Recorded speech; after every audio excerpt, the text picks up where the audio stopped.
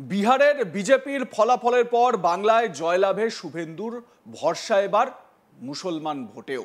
আগে হ্যাঁ, ঠিক শুনেছেন, শুভেন্দু অধিকারীর মুখে মুসলমান ভোটের কথা। রাষ্ট্রবাদী মুসলমানদের জোট বেঁধে বাংলায় সরকার বদলের আহ্বান জানালেন রাজ্যের বিরোধী দলনেতা। একতা যাত্রায় যোগ দিয়ে তিনি তার বক্তব্য রাখেন, কিন্তু তার আগে শুভেন্দু অধিকারীকে চোর চোর স্লোগান দেয় তৃণমূলের লোকজন বলে অভিযোগ। শুধু তাই নয়, কালো পতাকাও দেখানো হয় শুভেন্দু অধিকারীকে, জানিয়ে যদিও শুভেন্দু অধিকারী বলেন হাতি চালে বাজার, কুত্তা ভকে হাজার। অনুব্রত মণ্ডল ও কাজল শেখকেও তুলোধনা করেন শুভেন্দু। লৌহ মানব সর্দার বল্লভভাই প্যাটেলের 150তম জন্মজয়ন্তী উপলক্ষে একতা যাত্রা এক ভারত আত্মনির্ভর ভারত কর্মসূচি নিয়েছে বিজেপি। সেই কর্মসূচি অনুযায়ী বীরভূমের কীর্ণাহারে পদযাত্রা করেন রাজ্যের বিরোধী দলনেতা শুভেন্দু অধিকারী। জাতীয় পতাকা হাতে পদযাত্রা করেন দলীয় নেতাকর্মীরাও। প্রায় 3 কিলোমিটার পদযাত্রা শেষে কীর্ণাহার বাসস্ট্যান্ডের কাছে পথসভা করেন শুভেন্দু। ছিলেন মধ্যপ্রদেশের বিজেপির রাজ্যসভার সাংসদ সুমিত্রা বাল্মীকি, বিজেপির রাজ্য সাধারণ সম্পাদক জগন্নাথ চ্যাটার্জি, বীরভূমের 2 সাংগঠনিক জেলা সভাপতি শ্যামাপদ মণ্ডল ও ধ্রুব সাহা প্রমুখ। পথসভা শেষে কীর্ণাহারেই কর্মী সভা করেন শুভেন্দু অধিকারী। কর্মী সভায় বক্তব্য রাখতে গিয়ে শুভেন্দু অধিকারী বলেন, আব বাঙ্গাল কি বারি হয়।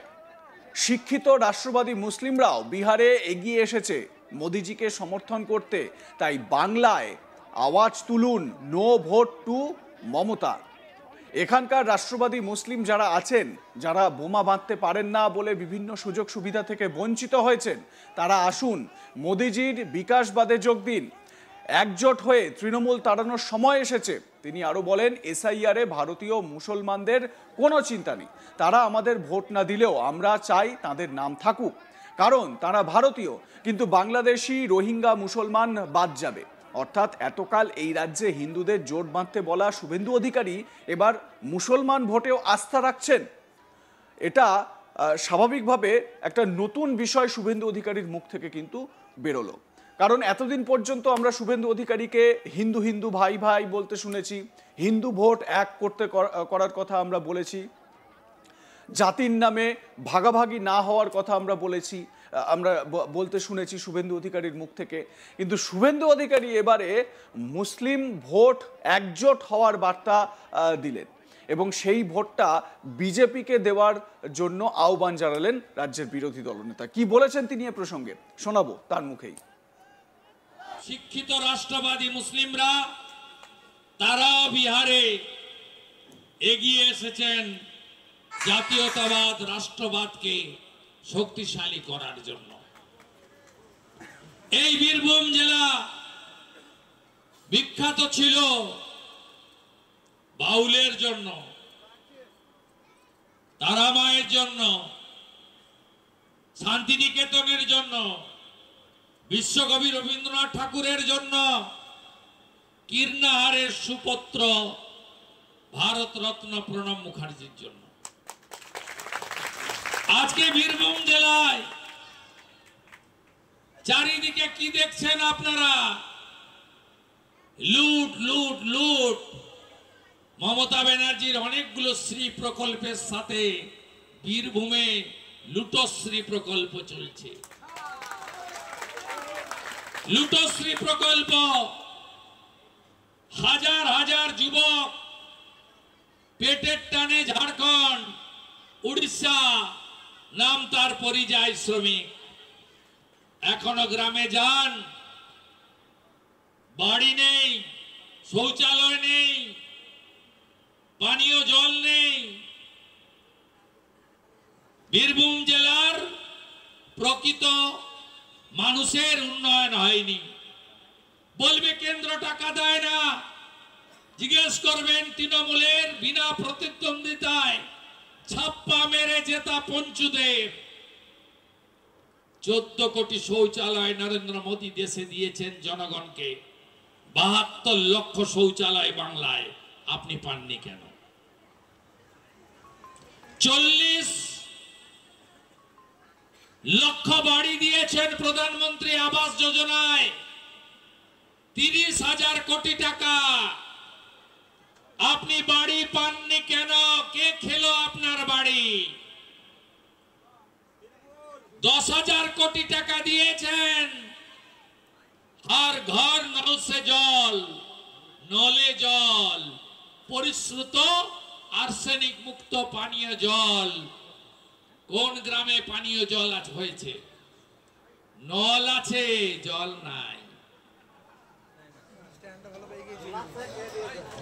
বেকার যুবক যুবতীরা, কেউ পরিযায়ী শ্রমিক,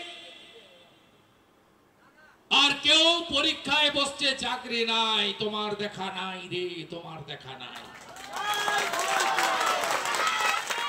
স্কুল সার্ভিস কমিশনের পরীক্ষা 2015, পিএসসি 2017। এবারে সুপ্রিম কোর্টের নির্দেশে চাকরি চোরেরা ধরা পড়ার পরে পরীক্ষা হলো, একটাও ফ্রেশার সুযোগ পেল না। 10.5 লক্ষ ছেলে মেয়ে 650 টাকা করে ফর্ম ফিল আপ করেছিল। 7.5 লাখ পরীক্ষায় বসেছিল, একজন কেউ চাকরি দেয়নি। এই মমতা ব্যানার্জি থাকলে চাকরি হবে না। তাই আওয়াজ তুলুন, 2,15,00,000 বেকার, 1 কোটির কাছাকাছি পরিযায়ী শ্রমিক। No vote to Mamata. এর কোনো বিকল্প নেই, কোনো বিকল্প নেই। মমতা ব্যানার্জি বলেন ধর্ম যার যার, উৎসব সবার। আর বিরোধী দলনেতা 2,33,27,000 মানুষের প্রতিনিধি বলেন ধর্ম যার যার, রক্ষা করার দায়িত্ব তার তার।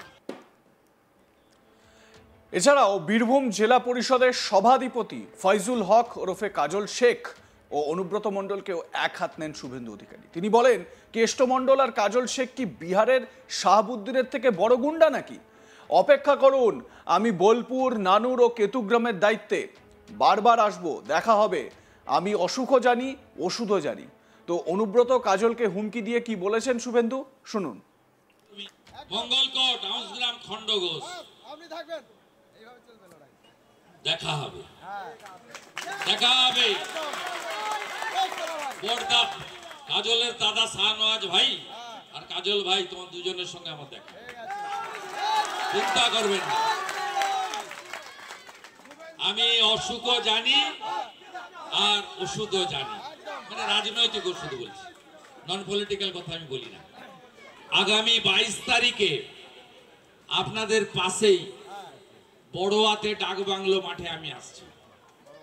যারা পাশাপাশি আছেন, যদি সম্ভব হয় যাবেন, দেখা হবে। আর 25 তারিখে ওই জেলার সাঁইতিয়াতে, বীরভূম সাংগঠনিক জেলা, ওই সাংগঠনিক জেলা, মানে আমাদের সাংগঠনিক জেলা বলেছি, প্রশাসনিক একই জেলা, সাঁইতিয়াতে দেখা হবে।